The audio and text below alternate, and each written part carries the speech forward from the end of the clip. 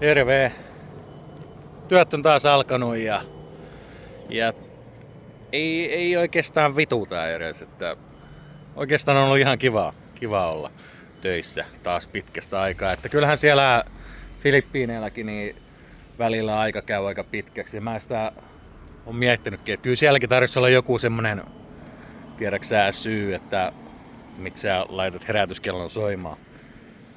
Mutta joo.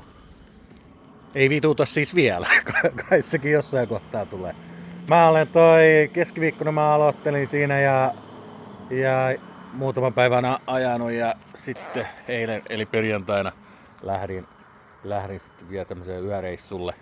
Mulla on tämmönen, oisko tää sokeriautoista niin kirjepuolelta niin uusin auto. Hyvä peli on kyllä ja vakkarikuskini on pitänyt kyllä hyvässä kuosseet. Ja niin, kello on nyt, mä oon täällä Utin APC:llä ja kello taitaa olla nyt, olisiko se 2:30. Että aika valosaakin ruppee olemaan jo. Joo, kyllä se vaan valostuu, juu. Tuollahan Filippiineillä se on melkein, kyllä sekin vähän muuttuu mun mielestä niin siellä vuoden mittaan, mutta se on aika lailla sillä, että 6 aamulla valo niin on aurinko nousee ja sitten 6 illalla se aurinko laskee, mutta on se mun muistaakseni Iloiloissa se on hiukan eri kuin esimerkiksi Doloresissa. Joo. Ja enkä mä ole sitten tässä oikein mitään ihmeellistä tehnyt, että mä varasin lentoliput, maksoi 1100 €. Et se ei ole mikään halpa, mutta edestakaisin lennot siis Manilaan ja Helsingistä Manilaan ja Manilasta Helsinkiin. Ja Finnairilla Honkkariin ja näin poispäin.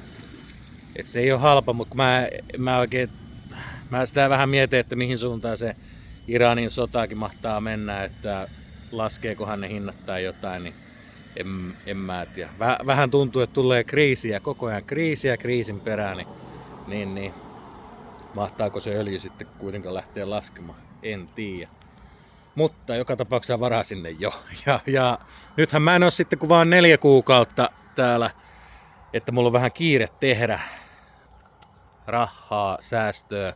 Sen takia mulla onkin eväitä.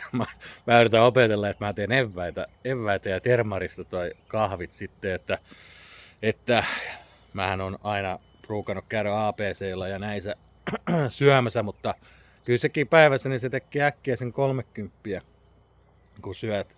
Varsinkin jos sä niin oot reissuhommissa, niin sitten sä aamupala ja päivällinen ja illalla vielä, jos käyt jotain haukkaamassa, niin se on aika kallista sitten kuitenkin. Ja mulla on semmonen huono tapa, että jos mä haen kahvin, niin mä saatan ostaa sitten jonkun, tiedäksä, ton raaputusarvan taikka jotain semmosia, niin mistä ei ikinä mitään tuu.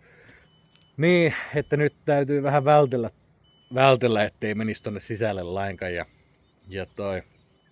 juo sit vaan termarikahvia ja syö omia eväitä. Joo, semmonen siinä sitten.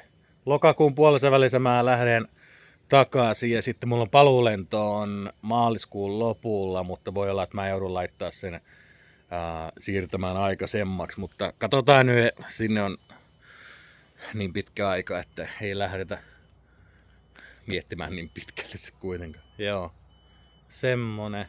Mä oon tonne Lappeenrannan Fatserille. Sanoinko mä sen jo? En mä tiedä. Mut sinne mä oon nyt menossa, niin mä käyn sinne heittää sokerit ja sit mä lähden takaisin. Mä oon varmaan joskus 1-2 aikaan päivällä sitten takaisin toi Ristolasa ja En kysynyt vielä, että olisiko huomenna eli sunnuntaina olisiko vielä jotain hommaa, että mähän voisin hyvin pitää vaan 24 nyt viikonloppuna, että katsotaan mitä työjohtaja sanoo, että jos siinä vaan on jotain, niin kyllä mä voisin sitten lähteä heittämään. Mutta jollei ole, niin sitten voi aina vaikka tissutella kotona tai jotain. Jes, mulla ei ihan kamalasti oikein ole mitään asiaa, mutta eikä ole kuin 5 minuuttia vasta puhuttu, voi helvetti.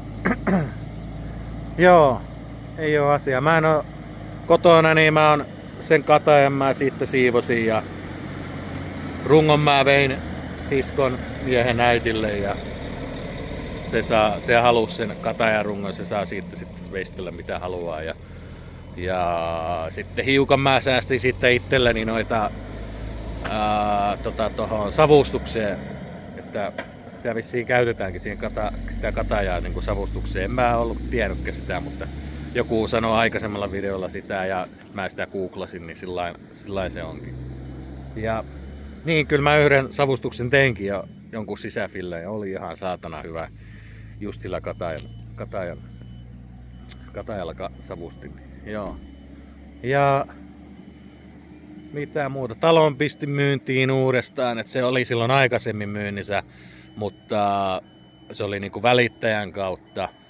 Ja nyt se oli niinku nyt tämän talven, niin se oli pois, niin nyt mä laitoin se sitten itse niinku ihan ilman mitään välittäjää, että siinäkin säästäisi sitten jonkun verran muutamat tonnit, jos ei ota välittäjää lainkaan, mutta mä en ole ihan varma millainen se menee, se joutuu siihen sen kaupan vahvistuksen ostamaan ja vahvistajan ja täytyy vähän selvittää niitä kauppakirjoja sun muita, että en tiedä.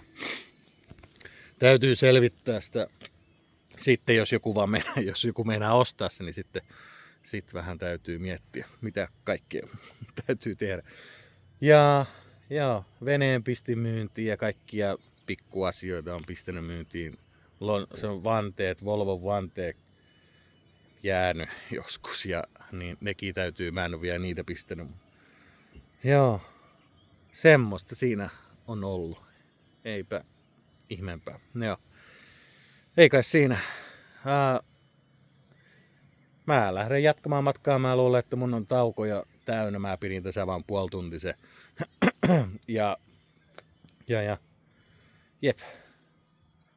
Hyvää viikonloppua kaikille. Jes, moi.